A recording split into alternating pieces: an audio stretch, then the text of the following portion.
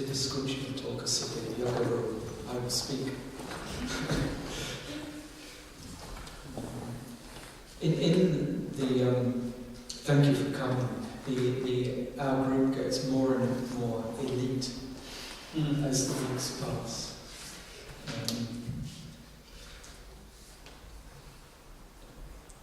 Perhaps the very irregularity of people's lives, that they have always something else to do, that people are always busy, is itself what we mean by modern or postmodern. Clearly, at other times, in other places, if people started to come to lectures, they would have gone to them all. That is, it would have represented a commitment. It's very significant, it seems to me, that things have changed, that attendance or not has become extremely voluntary. Now, that's by the by, my personal comment. What I want to talk about is the word modern today. And when I first thought, well, this is one word that I could talk about and the way it's used in English, I thought, well, this is a bit too simple, it won't be of interest. But then I started to think about the word, and I find it of very great interest indeed, and a very complicated word. And I want to explain why I think it's worth talking about this word, modern. It clearly is used in different ways, by different people, in different contexts, for different purposes. And this variety of usage raises very interesting intellectual questions. Whether they're quite philosophical in a narrow sense, I'm not sure, but they're certainly philosophical in a broad sense. Now, the two usages in English. The first is simply to periodize history, to divide history into periods. And so there is ancient, there is medieval, there is Renaissance, there is modern. And these are periods of history. And the meaning of any one period, what you mean by it, clearly derives in part from contrast with other earlier periods. And modern is always balanced against ancient. But once you start to periodize history as a move from ancient to modern, to periodize them, you divide into periods. And this is a practical requirement. Any historian must do this, whether or not they think history is literally divided. They have to do it as a matter of descriptive practice. So we can't avoid using such words.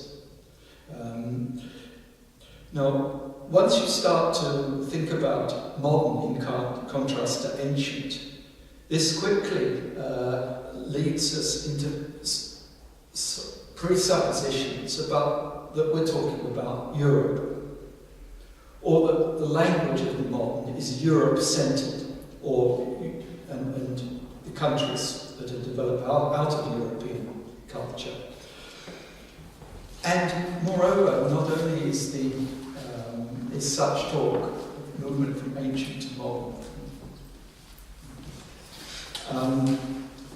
Europe-centered, it appears to presuppose a direction in history. That is, references to modern are both Europe-centered and teleological. Very often they assume that the subject matter is centered around, that somehow the development of Europe has priority. And secondly, they assume somehow that there is a development or unfolding of some purpose or progress within history. So the very use of the word modern is already to make judgments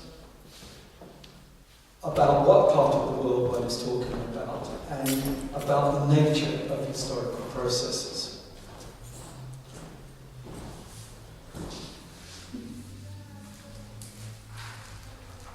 And you'll be familiar with the kinds of debates this gives rise to in relation to Russia, and discussion of modernization in Russia is discussion as to whether Russia is part of Europe or not, and whether Russia shares in a European pattern of development or not. That is, these are highly judgmental debates. Now, when you turn to periodization, you're immediately faced by the philosophical question, are periods nominal or are they essential? That is, are there really periods of history, or are our terms of periods, like modern or ancient, are there conventions which we can use whichever way suits our purposes? That is, are there really ancient periods and really modern ones, or are these terms that we use for descriptive purposes? And this, in its turn, raises questions about continuity and discontinuity in history. If we find it possible to separate periods of history for descriptive purposes, what does this imply about the continuity of what belonged to earlier periods in the present? Or is there some sense in which new periods break, and if they break with the past, how far do they in fact do so? And it's important to note that these issues, are there real periods of history, or are they just purely descriptive terms? And continuity and discontinuity are always under subject of debate by historians. That is, these are not issues on which there is any settled body of opinion. Not in the English-speaking world, and at any rate. And it would certainly be true, though, to say that for most English speakers, they assume that such terms as ancient and modern are descriptive terms, rather than there being some essential pattern to history for which words such as ancient and modern are indicate the essence of a particular age. That is, in the English-speaking world, many historians are nominalist in their assumptions. And hence, you find in the English-speaking world use of terms like modern vary with local contexts of use. How they're actually applied, what they're applied to, varies depending on people's training, the schools in which they work, their purposes. Let me give some examples. For example, at the end of the 17th century, particularly in France, but also in Britain, there was a debate among literary scholars, which was called the debate between the ancients and the moderns. Specifically, in the late 17th, early 18th century literary debate. And the debate between the ancients and the moderns was a debate about whether or not people in ancient Greece and ancient Rome had surpassed, were superior as literary writers than late 17th century French writers, the generation that followed Racine. That is, there you have, they themselves describe it as a debate between ancients and moderns. For them, moderns are the literary writers of the late 17th century. To give you a particular usage, to give you another example, this is rather an entertaining one. At the University of Oxford, there is a faculty of modern history and a professors of modern history. When does modern history begin at Oxford? Any suggestions? It begins with the fall of the Roman Empire. That is, everything after the fall of Rome is modern at the University of Oxford. Now clearly, that's not the usage of many people now.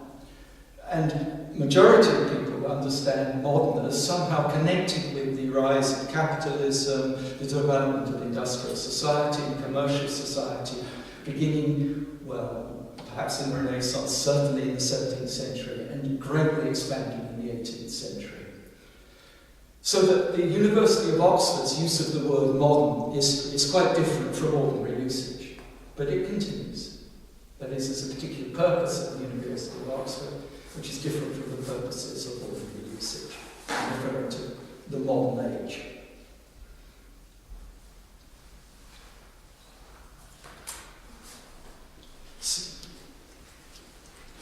But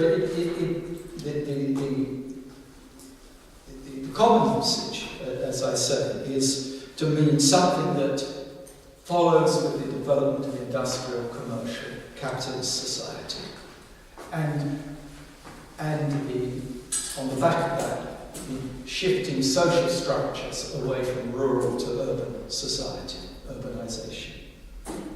And often, of course, the process of this shift into commercial, industrial and urban society is described as a process of modernisation, the creation of the transformation of society.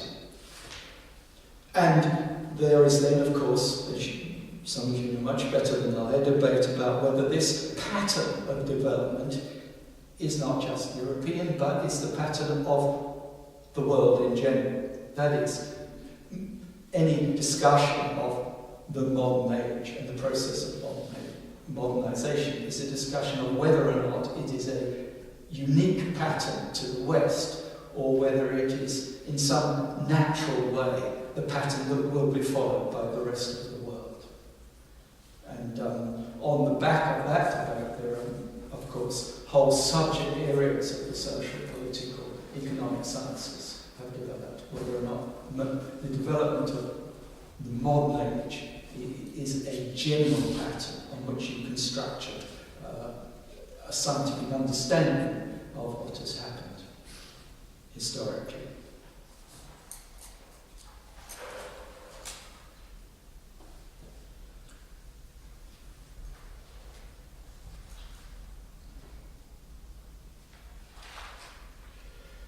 I should say that the debate about continuity and discontinuity to which I've referred, which historians debate, is, and this doesn't need much explaining on my part, is in many settings a highly politicised debate. That is, decisions about whether to find historical continuity or discontinuity are major issues for many national histories. This is obviously the case in Russia. Do you discuss 1917 as a break?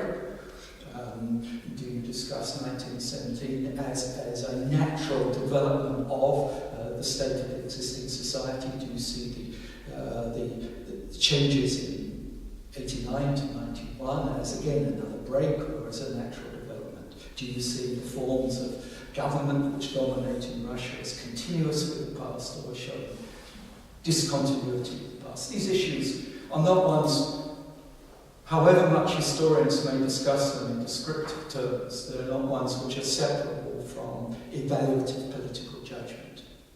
Think about any history of the state of Israel. Does it discuss continuity or discontinuity? It's obviously an extremely sensitive and emotional subject. German history in the 20th century has been dominated the debate as to whether the Third Reich can be seen as, in some sense, developing out of German history, or whether it marks a break with German history.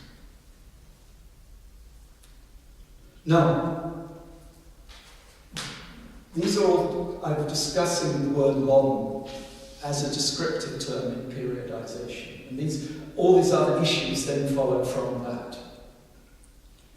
But there's a second usage of the word modern, which simply uses it to refer to recent times or the present. What is modern is what has happened recently. It's the present time. And modern is used in this way to mean simply now. And I think it's better, if you wish to be clear in English, it's better to say contemporary. That is, if you wish to refer to the present, then it's better to refer to contemporary times rather than modern times.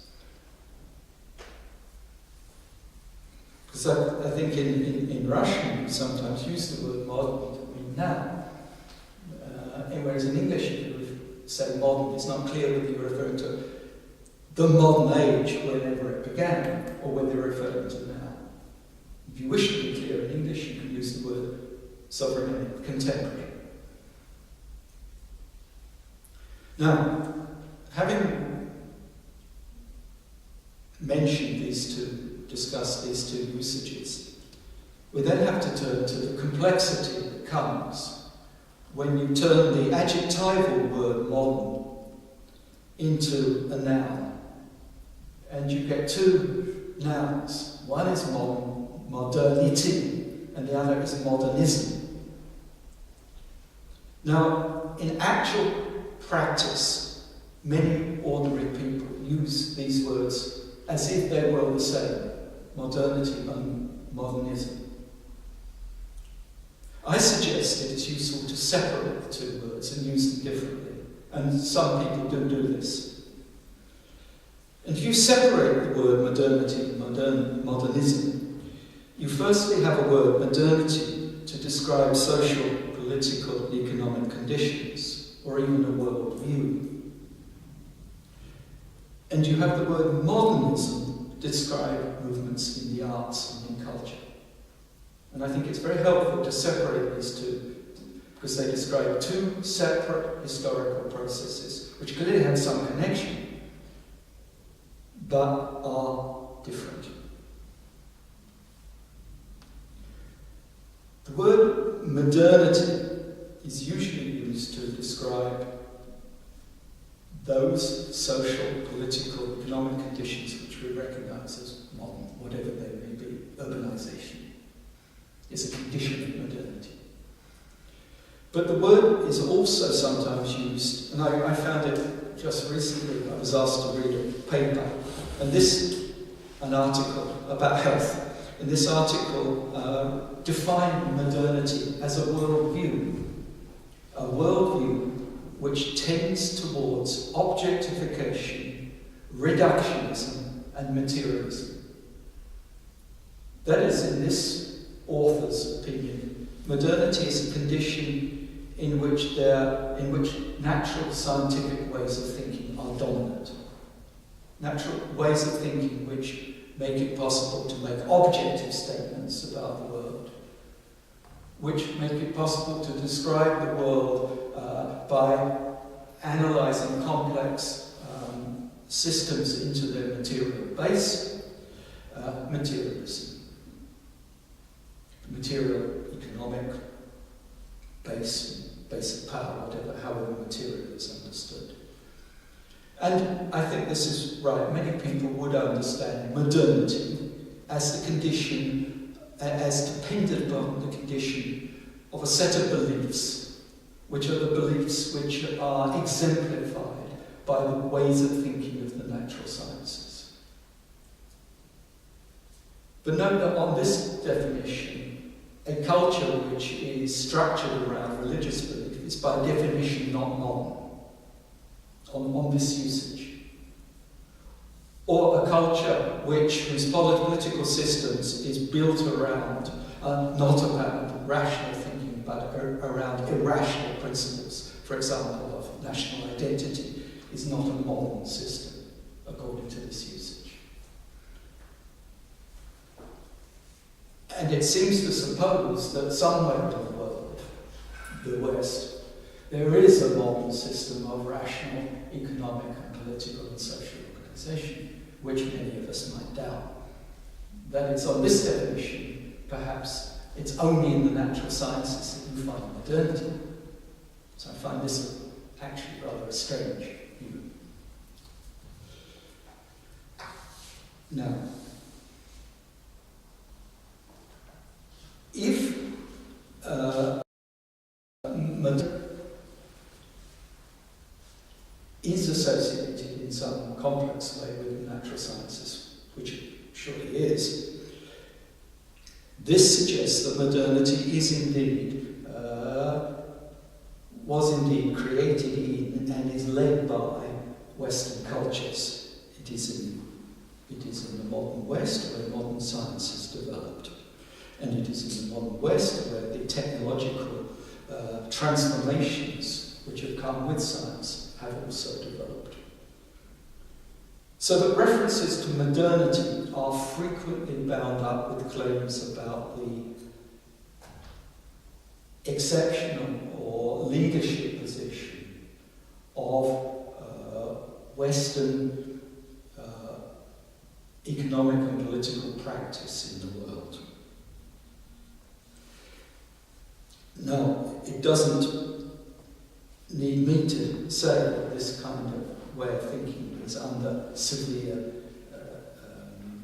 examination or attack in the present age, with the very evident shift of economic, political power away from the West.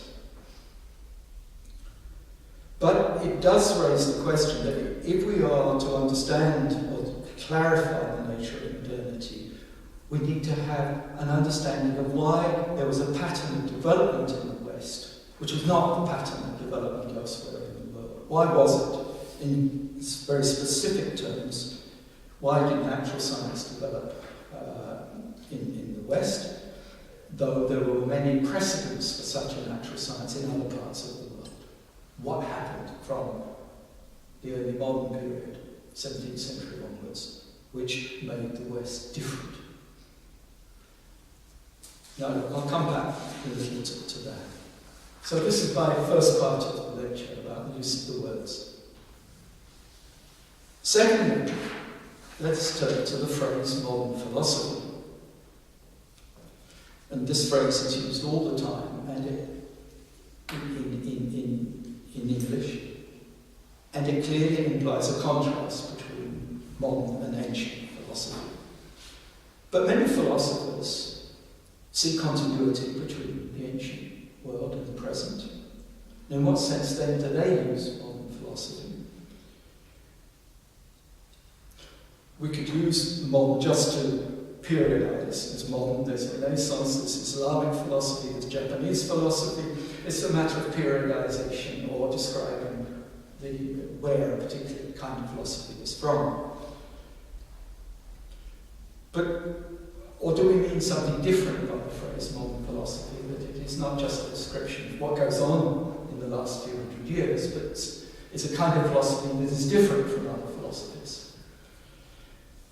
Many philosophers, of course, have an attraction towards the idea that real philosophical questions are eternal. That is, there's no periodization of philosophy. On a strong view of this position, philosophy cannot be periodized because the questions are eternal.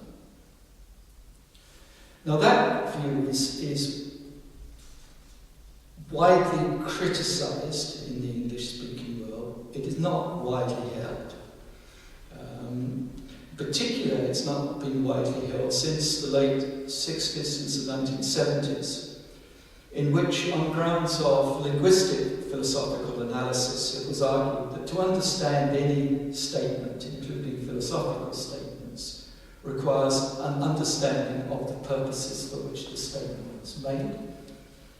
And understanding the purpose requires an understanding of the context in which the statement was made. That is, the result of analytic thinking within philosophy itself led to a critique of the idea that certain philosophical questions were eternal, always the same, always there to be answered. And that kind of critique is particularly associated with political theory and was argued by people like Quentin Skinner, University of Cambridge. Such contextualist arguments about the meanings of statements not only dissolve the idea of eternal questions, but dissolves the idea that you can sharply divide philosophy into periods, or that you can talk about something like a zeitgeist, the thought of the time. Very few contemporary philosophers would be content with talking about a zeitgeist. a spirit of the times in German. Because once you contextualize the statements that people make, you find that even at one particular time, people have different arguments to make, different purposes, that their meanings and so on differ. However, in spite of these comments, there is a convention to say, in the English-speaking world, that modern philosophy begins with Descartes. Now, this is a kind of course there are other people, but if one turns to habit or convention, the philosopher to whom is attributed founding modern philosophy is Descartes. And I think there is a very significant reason for this. And it links philosophy to modernity. Descartes is obviously significant for many reasons, but what I would emphasize is that Descartes is the figure, the philosophical figurehead of the rethinking of metaphysics that went with the foundations of modern natural science. That is, if Descartes is to be considered in some sense a founder of modern philosophy, it is because his way of thinking, the form of thought which he constructed in philosophy, was a form of thought which made modern materialistic, reductionist, mechanistic science possible. He constructed a metaphysics of the world in which the world could be described in quantified terms. It was a metaphysics of matter and motion, and it was a metaphysics constructed at the expense of the qualitative metaphysics of the Aristotelian worldview. So Descartes might be claimed to be a founder of modern philosophy on the basis that he lays a metaphysical basis for the way of thought which accompanies modernity, the construction of the industrial, commercial, bureaucratic, rationalized world of the modern age. And accordingly, there is a large literature about the scientific revolution, so-called scientific revolution, the period of thought from Copernicus to Newton, which emphasizes that what is modern comes out of a metaphysical revolution, for whom Descartes is the figurehead, which was at the same time a revolution in gaining knowledge of the way the world actually is, which is the basis of modern scientific understanding. And that kind of argument about the scientific revolution associated with the scholars like Alexandre Poiré, the Dutchman E.J. Dijksterhuis, the American philosopher E.A. Burt, and many others, has been criticized by historians, that now many historians don't think of the scientific revolution as straightforwardly a revolution in metaphysics, but see it as a whole series of local social and cultural changes to do with universities, to do with education, to do with patronage, to do with changing views of objectivity, and so on and so on. That is, historians in practice have broken down grand notions of big change into many small parts. And when you do this, the story that used to be told about a grand shift in metaphysics from the Aristotelian to the modern worldview gets diluted. But anyway, that's another issue. But the association shifting metaphysics Descartes with the development of modern science and the development of the commercial age has then, of course, led to a whole vast area of the historical and social sciences with asking the question, why did it happen then? What happened at that time that made modern science develop? And this most famously is associated with the work of Max Weber and his attempt to answer the question, why did it happen in northwestern Europe in the 17th century, by turning to the comparative study of religions and cultures. And Max Weber's studies of Chinese religion of Hindu religion and of the histories of Asian cultures was developed in order to provide a comparative perspective on what happened in Europe, and hence to answer the question, why did it happen in Europe, by differentiating the different conditions in different parts of the world. Weber famously attempted to correlate the rise of natural science in Northwest Europe with Protestantism. Something about the forms of belief that developed during the Reformation was what he argued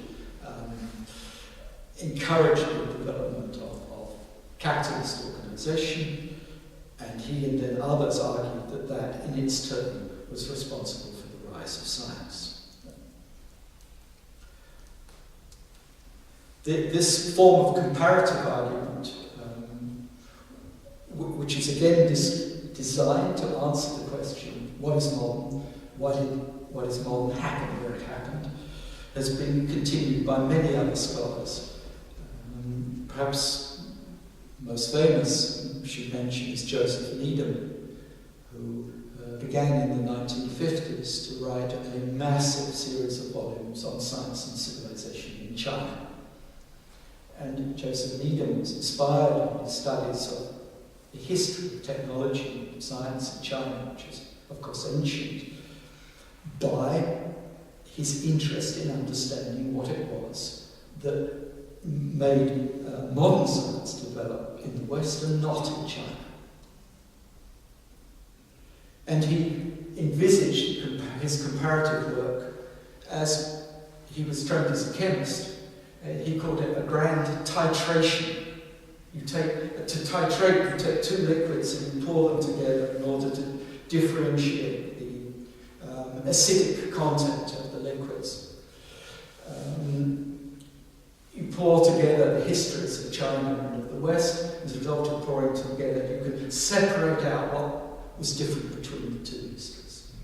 This is underlying purpose of his project, which still continues. The Science and Civilization in China is a massive scholarly, one of the great intellectual achievements of the 20th century, which continues to be in publication by scholars trained by Needham, or worked with Needham, or following Needham's tradition.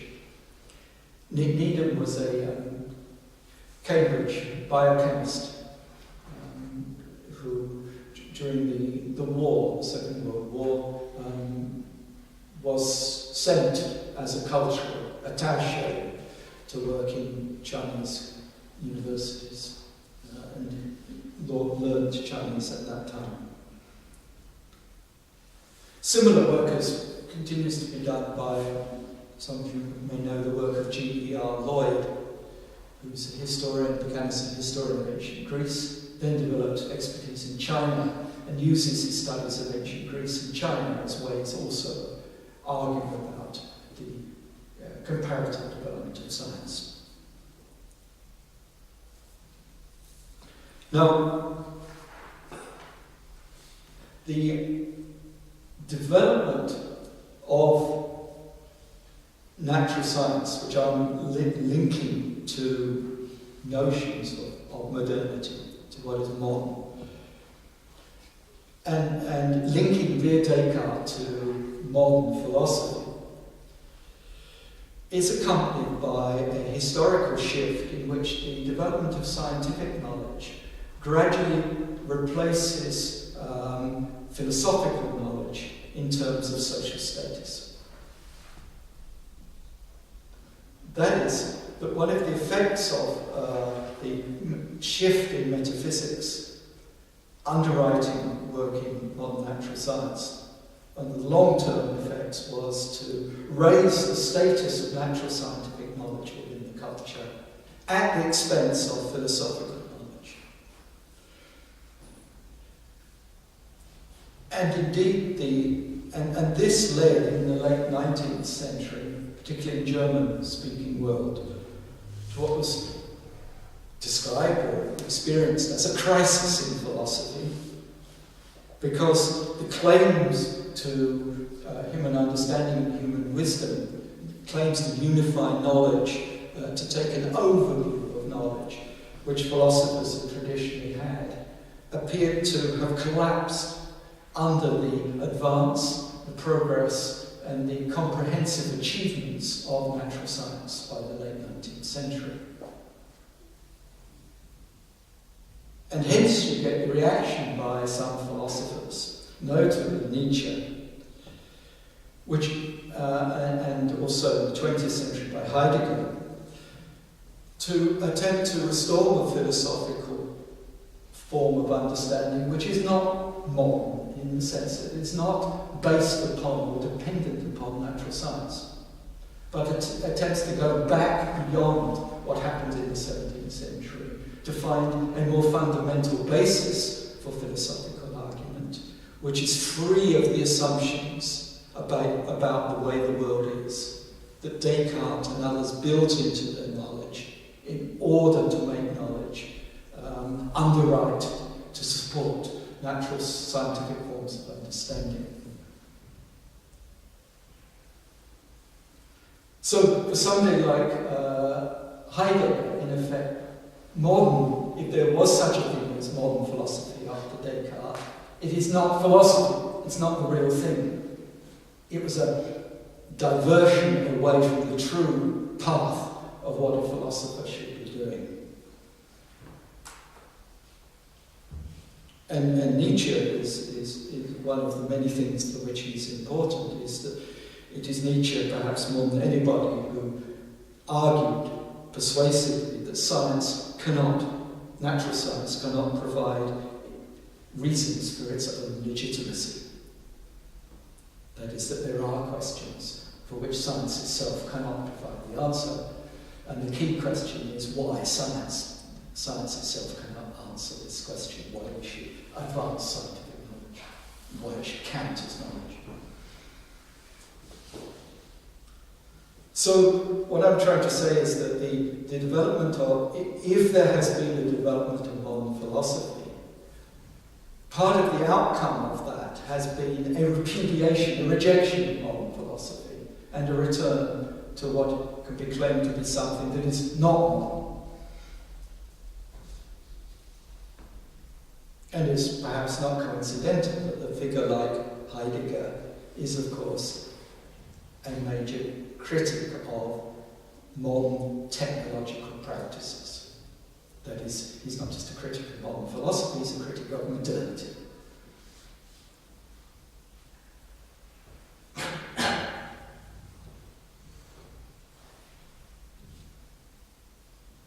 Just to give an illustration of the extent to which, after Descartes, in the 18th century, the natural sciences were beginning to set the pace for philosophy. Let me turn to Hume, to David Hume, because you all know something, probably much more than me, of Hume. But you will remember that his most famous book is a treatise of human nature. The book of philosophy, as it's now read, is entitled A Treatise of Human Nature.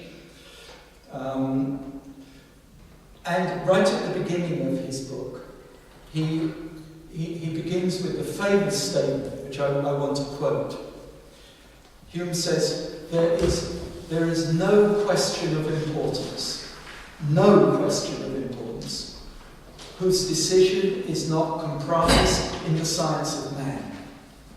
No question of importance which is not contained in the science of man. And there is no question which can be decided with any certainty before we become acquainted with that science.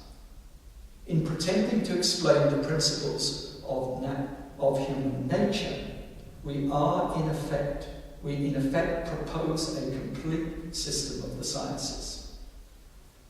Here you have the claim that to do philosophy, answer questions that traditionally called philosophy, first we have to study human nature. That is, philosophy itself is dependent upon empirical knowledge of how human beings think.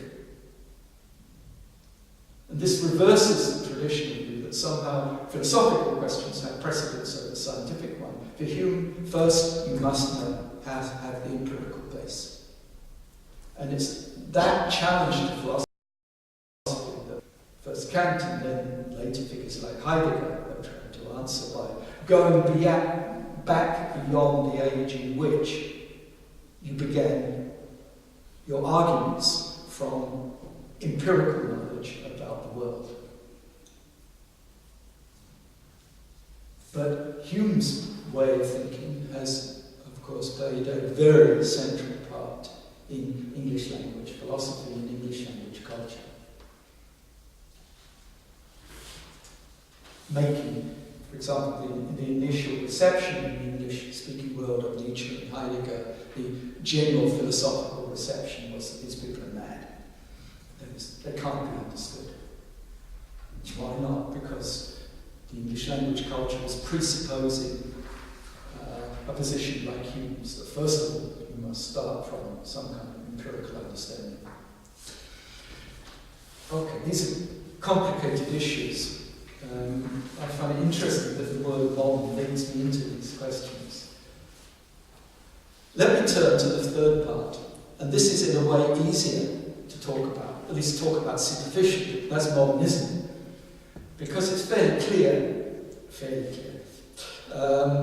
that people use the word modernism as a descriptive term for all the arts, aspects of culture, which since 1870s, 1880s, broke with traditional standards of aesthetics and style, based upon classical models, broke with the official forms of art, literature, architecture that were taught in the academies in the 19th century, which go back to classical models. Everyone agrees and can recognise upon famous instances of modernism.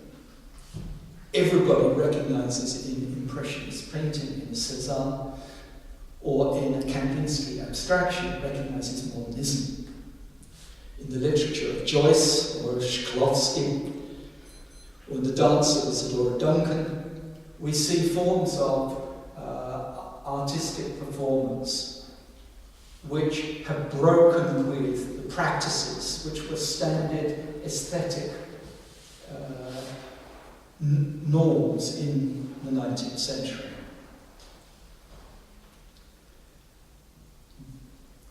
Quite who is modernist and so on, and quite what modernism consists of, there is a very large literature. But in general usage, the word modernism to describe styles of art is not very problematic. What is, most people agree, is central to modernist difference from tradition, from academic. You have to contrast modernism with academic tradition, is that the authority of the artist comes to replace the authority of the tradition. The artist starts to instruct the audience in what they should see or what they should find beautiful, rather than the traditional audience judging the artist by established standards.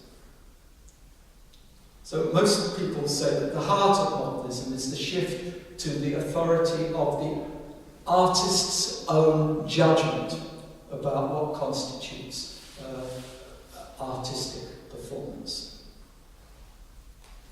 And is exhibited, this authoritative artist is exhibited in the creation of a whole wonderful new range of forms of artistic performance, in dance, or in painting, or in literature and poetry.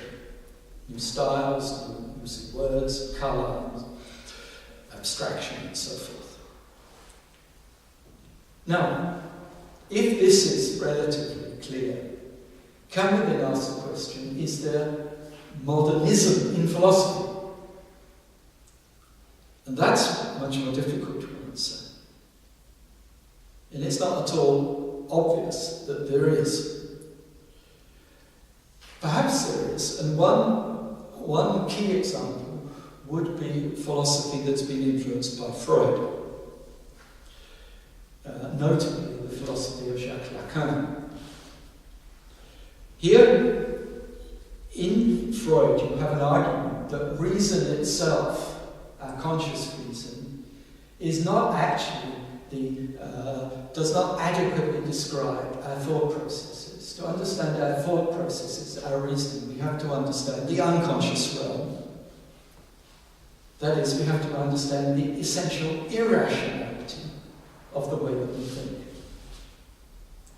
And if as a philosopher you take seriously the view that our conscious reason is always structured by irrational and unconscious forms of argument, then it means that the kind of philosophy that you can do cannot be the sort of philosophy that Descartes or Spinoza thought that they could do, based upon conscious deductive reasoning. Because their conscious deductive reasoning is not what it seems. They are deceived. They do not reason in the way that they say that they reason. They actually reason in other ways based upon the operation of the unconscious realm. And this has led, in a figure like Jacques Lacan, to a form of philosophy in which he seeks a language which is true to or accurate to the unconscious realm which is doing the thinking. And of course, for many ordinary philosophers, that is precisely not to do philosophy. It's not to think clearly. That clear thinking depends upon operating with the precision and explicit forms of argument of conscious reason. Whereas Lacan and some other philosophers would say what they are deceived. So perhaps there are modernist forms of philosophy, but if there are, they are controversial.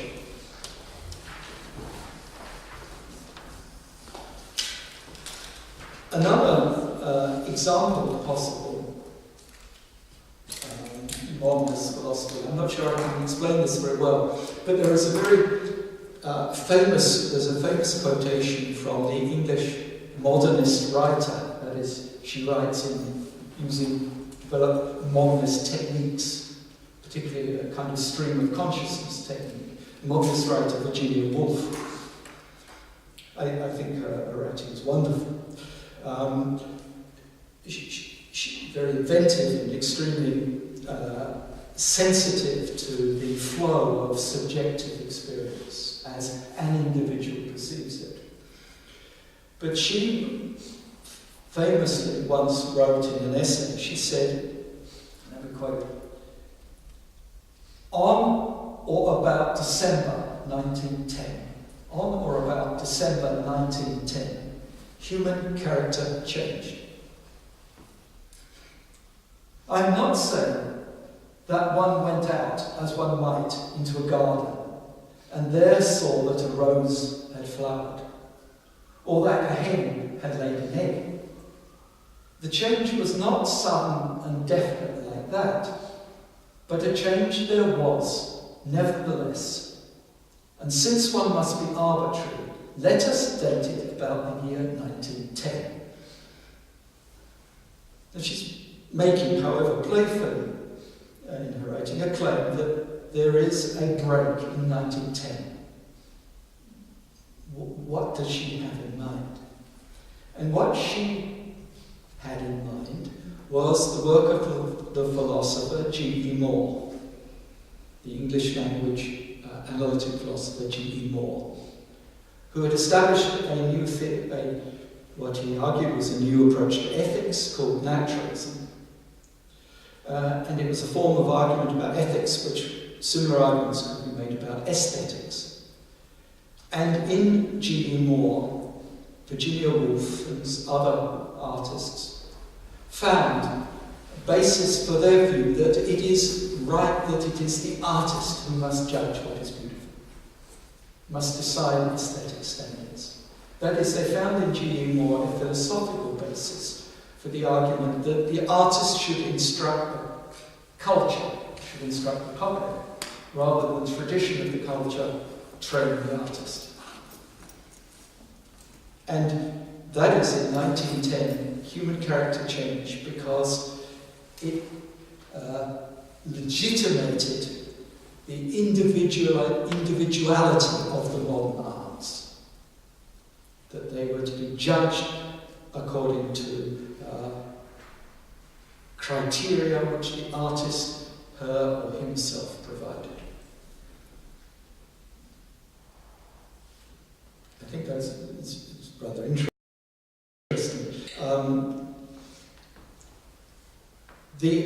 I've emphasised this shift of responsibility from the tradition to the artist, the individual artist. But forms of modernism are very confused, because you find both claims that modernism is essentially individualist. Each individual artist decides on the criteria of what counts as art. And at the same time, many artists have actually laid claim to universal forms of understanding of what counts as art.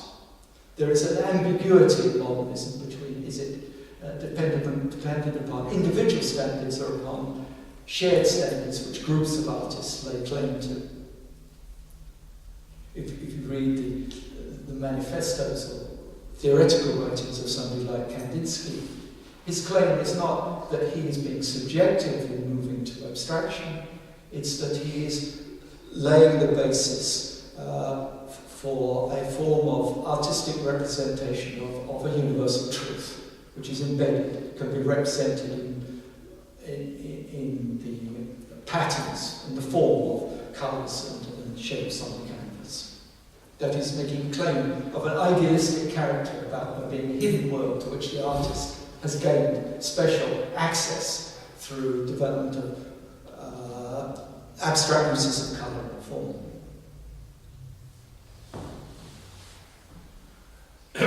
The modernist break was sometimes very definitely a recognisable break.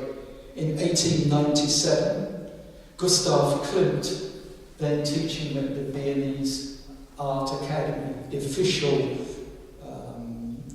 State Academy of Art in Vienna, he led a group of students. They walked out of the academy in order to paint as they wished. And you'll be familiar with Klimt's wonderfully decorative, brilliantly coloured canvases, completely breaking with what he was taught as a student, to do big canvases of battles and mythological scenes and biblical subjects and so forth. Schoenberg, the composer, specifically developed the 12-tone scale, broke with the 8-tone scale tradition, in order to teach the audience not to be sentimental about music. He went to audiences listening to Tchaikovsky, and they felt these audiences were feeling good and romantic while listening to the music. And Schoenberg says that's not music. In order to teach the audience music, that is to listen to the sounds To understand the structure of sounds in music, we will have a 12-tone scale, and there will be no tunes. That is, he creates a new form of expression in order to shift the public's perception of music. He doesn't succeed, but he does create a new form of music, the 12-tone scale. Now, one of the effects of modernism, because it was constructed by making a break with traditions, the idea of making a break with what other artists have done then becomes built into modernism. So one of the meanings of modernism is a constant search for novelty. And the phenomenon of the avant-garde is characteristic of modernist culture. That is, of a group of people or individuals who lay claim to be innovating, to be constructing novelty, is almost definition of modernism. And the result has, of course, been one style after another as each generation or group of artists tries to break with what has come before. So modernism has elevated novelty, being new, into a value in its own right. And the second thing that modernist art immediately raised was the question, what is art? Once you break with traditions, with conventions, it was not surprising, then became the question, what is art, became highly problematic. And most famously, the statement, what is art, was raised by Marcel Duchamp in 1917 when he put on display a porcelain urinal from a men's toilet. He called it fountain. And people said, this is not art. And Duchamp said, of course, what is art? That is, he made the statement, the philosophical question, as an artist, by making a statement through a material object, designed to be offensive, and hence raise the question. Well, we could go on about art, but we should, I haven't said, we should know that, of course, modernism in the arts is closely associated with modernity. And modernism is associated with the city, like the cities, with technologies. Whole groups of artists, futurists or constructivists, have taken their subject matter from what is going on around them in terms of modernity. Now, finally, let me come very briefly and hesitantly to the words postmodernism and postmodernity. Note that both forms, modernism and modernity, can have post added to them. And if you refer to postmodernism, you're referring to forms of culture. If you refer to postmodernity, you're referring to political, social, and economic conditions.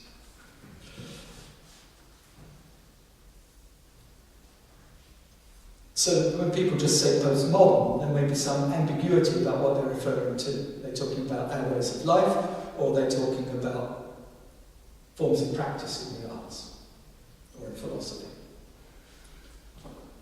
Now, the word, these postmodernism and postmodernity, came into use in English really in the late 1970s.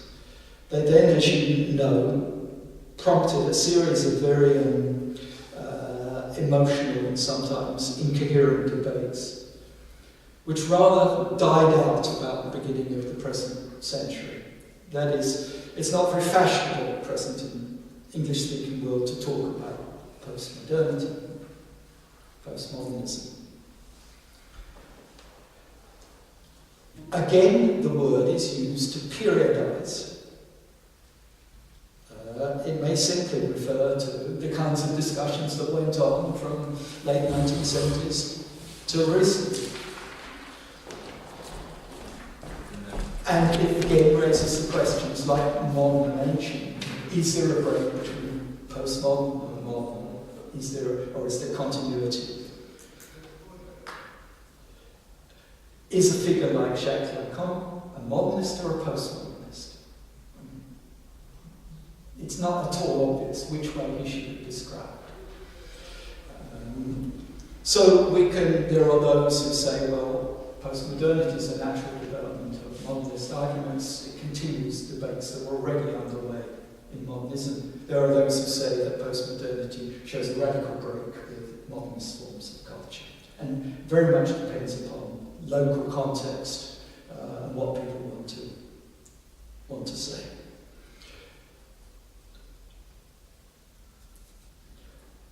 There seems to me to be a very significant way in which there has been no break, and that is the continued authority of the natural sciences. That is, whatever happened in the arts in the 1980s, 1990s, natural science went on as if nothing were happening.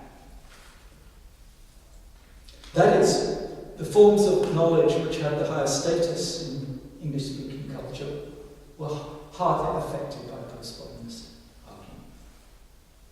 And indeed, in the last decade, natural science has regained its public position, even in the artistic world.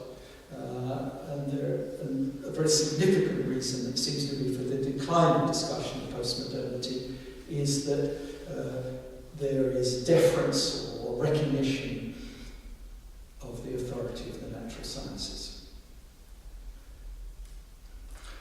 Another way of viewing the insignificance of debates about postmodernism is to turn to religion. In that if modernity is seen as a natural scientific break with ancient forms of belief, including the religious, it is rather remarkable that the modern age, that is our present, is striking for the revival of commitment to and interest in religious beliefs around the world. Forms of understanding which are highly inappropriately described by reference to modernity, let alone postmodernity. It seems to me. Now, what constitutes a form of postmodern understanding?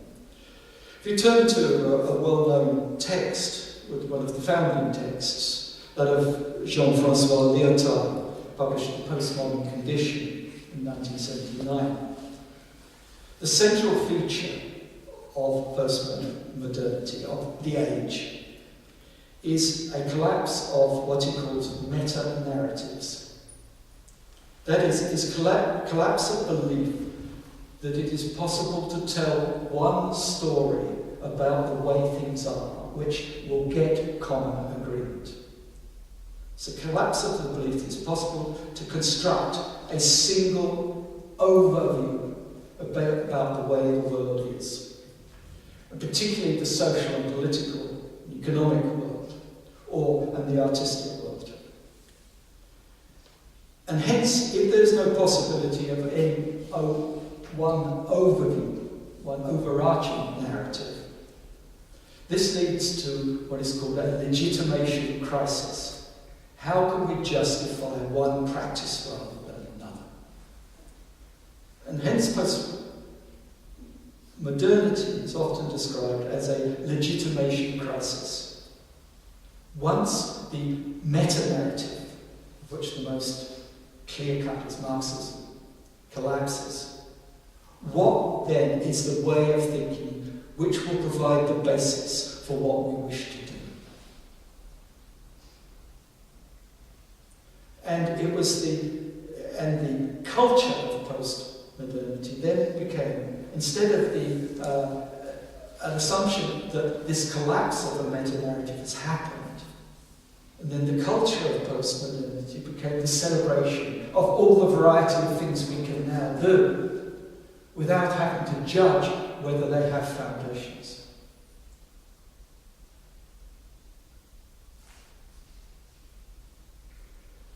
The crisis of legitimation is most obvious in representation. If you talk about representation, it's talk about how one symbolic system is used to represent another symbolic system. A painter paints a picture of a face. The painting is a representation of the face. Once meta-narrative collapses, there is no grounds for saying that the painting is the representation of the face rather than the face is the representation of the painting. That is, all things can be used to symbolize other things. There is no one story that you can tell which is about the real world, against which you can judge the legitimacy of the forms of understanding that you have.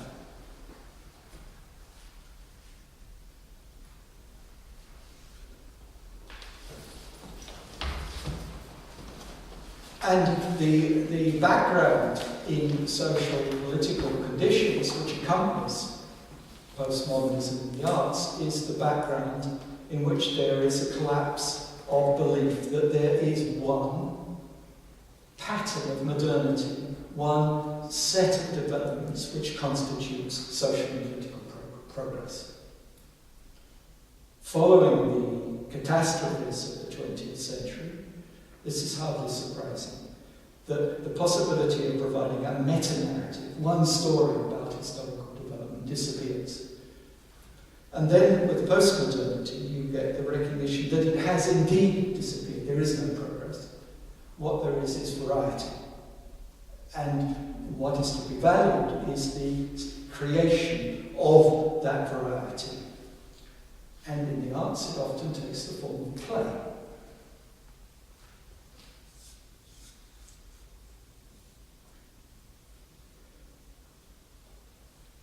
Now, perhaps it's helpful to say that the discussion of postmodernity first began in the arts in architecture. And it's very clear in architecture what was at stake. You know, we all know, that many cities, centres of cities, are filled by blocks of concrete and glass, which are widely experienced as inhumane.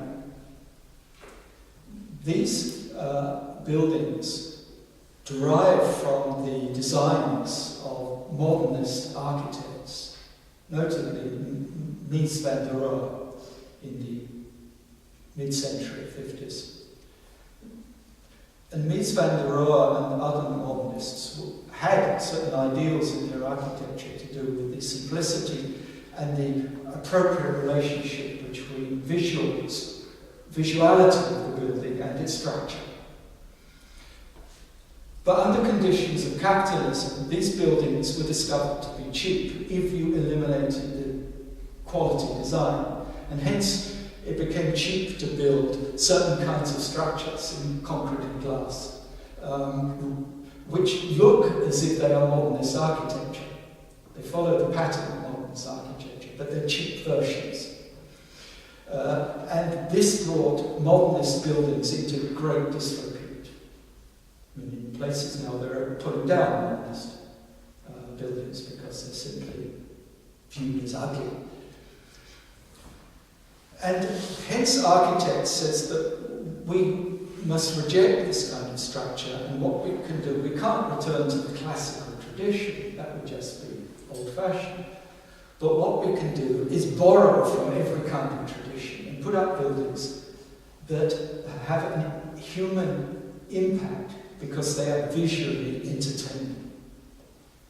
And hence you get buildings, of which Moscow has many, which they are part Stalinist, part modernist, part classical. They have columns, they have curved bits, they have straight bits. They look, in modernist terms, ugly, because they have no harmony, but they're postmodern in the sense that they catch the eye, they entertain, and you pass on your way happy after having seen these buildings. In fact, I think much of this postmodern architecture is grateful, because of financial factors, perhaps. So much of construction is, of course, determined not by architects, but by bankers. Well, you will have many more things to say, I think, about postmodernism. But we can ask, is there or was there postmodern philosophy? And it's a very relevant and significant philosophical question, because if postmodernism is the collapse of the meta-narrative, then postmodern philosophy is a form of philosophy committed to the view that it is not possible to represent truth. There can be no universally true statement. And a figure like Jacques Derrida has become famous for elaborating ways of talking which show that any statement about the world is not a statement about a real world, but is a statement about other statements that people have made. That is, claims about truth are not claims about something out there that we can say that we have true knowledge of, but a statement about truth is about a statement about what other people have said truth is. So he develops a form of philosophizing which is always referential to other forms of philosophizing, not to something beyond philosophy. And it's not just to a world beyond philosophy, but it's also not about the author of philosophy. It's not about something like an I. It could be about statements about what the I or ego is, but it's not about that I.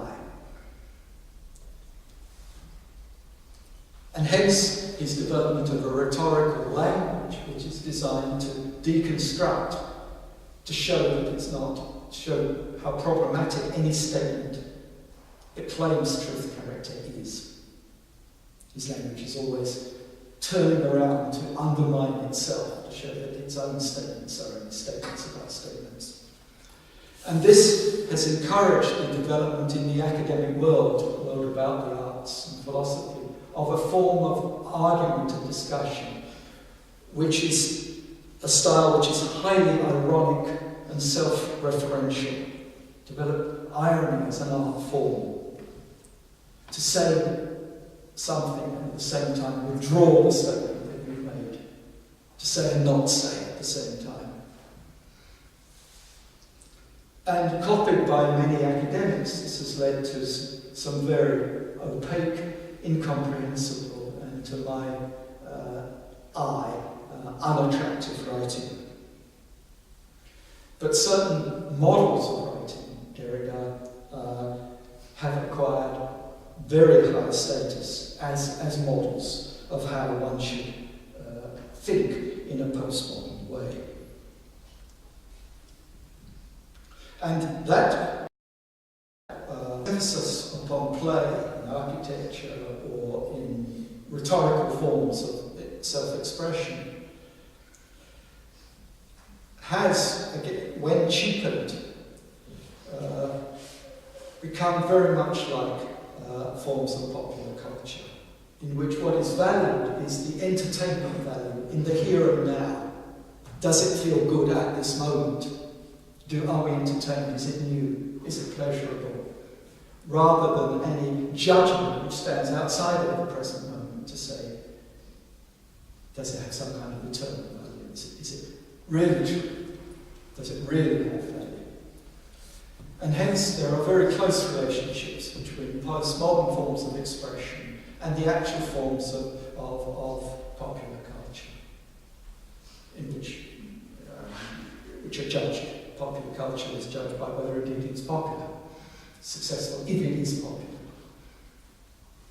And for many philosophers, of course, that represents a complete abdication of standards of what philosophers should really do. Anyway, I've said many things, and it raises many questions. Perhaps you have some things somebody would like to contribute. I feel a bit guilty because I touch upon many things in a very superficial way.